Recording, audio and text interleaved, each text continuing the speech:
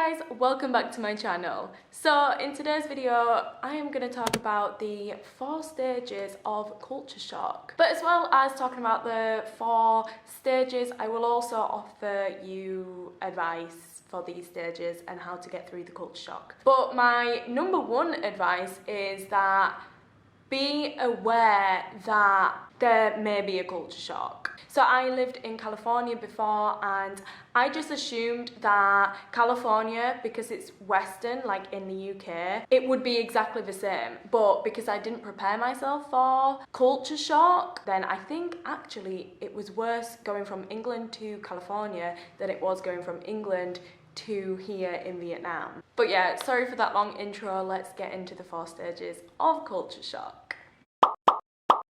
So the first stage that you are probably aware of if you have ever been on holiday before is the honeymoon stage. This is exactly like a new relationship. You want to take loads of pictures, everything is so exciting, you want to do everything. So when I first came to Vietnam, I was like still working in my currency in the UK, so I just thought everything was so cheap. I was still converting back to the pound. I was like, what?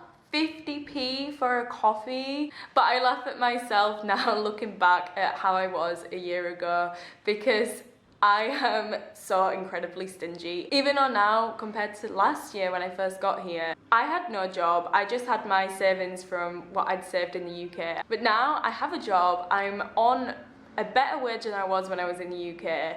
But I know when I'm getting ripped off, if someone says it's 10,000 for parking, you're like, 10,000? That's so expensive.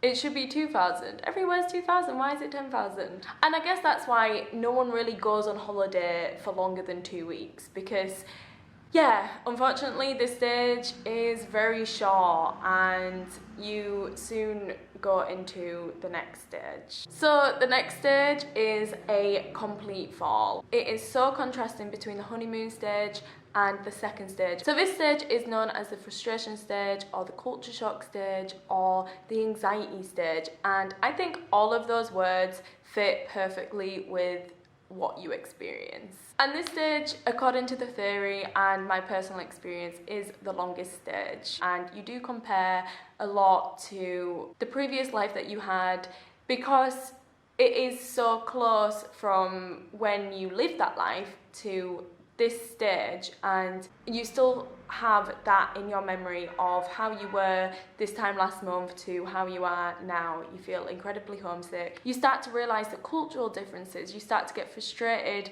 with how your body is reacting to certain foods. Maybe you're getting bored of the foods that you've been wanting to try all this time. Also, food for me was especially difficult at this stage because I would get sick all the time, and I was just getting really annoyed because it was only me that was being sick as well. Like Edward was fine, Eric was fine. I was like, why do I keep getting sick? Like, we're eating the same stuff.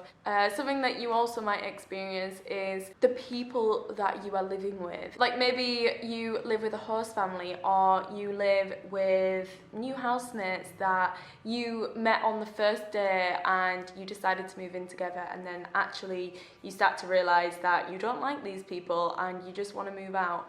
For me, I live with my in-laws, and I know at this stage there was a lot of cultural conflict between me and how I wanted to raise Edward and how the culture is here. And yeah, I wanted to go home multiple times because of that conflict. But I have learned now to compromise, and you do get through it. But I will offer you a tip for this part. You need to remind yourself why you were there, and you need to remind yourself that you are lucky to be there. Not a lot of people even move out of the place that they were born in, and the fact that you've gone from your hometown to a completely different country, it's going to be difficult, but also you are lucky. Not a lot of people can do that, and you can get through it, and yeah, you are lucky to be there.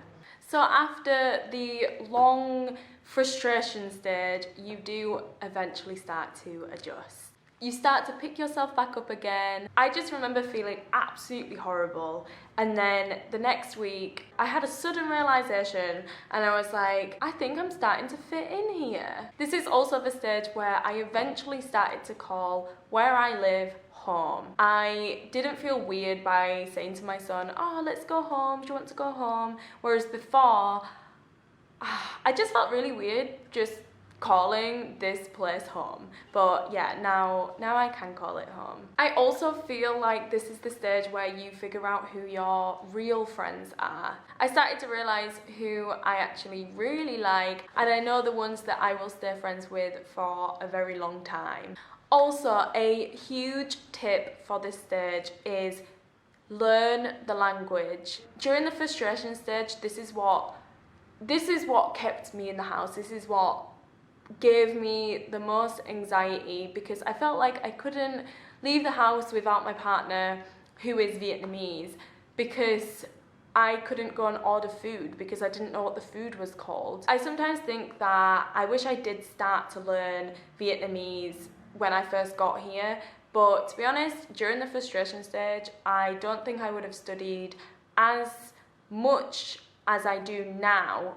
But yeah, I'm so glad I started to take lessons, and yeah, that's my number one tip. If you're ever going to move to a country where you don't speak the language, just learn a little bit just to get by. So the final stage is the acceptance stage. And according to the theory, and again my personal experience, this stage begins around the 1 year mark. And unfortunately, this can be quite a sad stage, because maybe you've only studied abroad for a year, or maybe you only wanted to go to the country for a year and your time is coming to the end.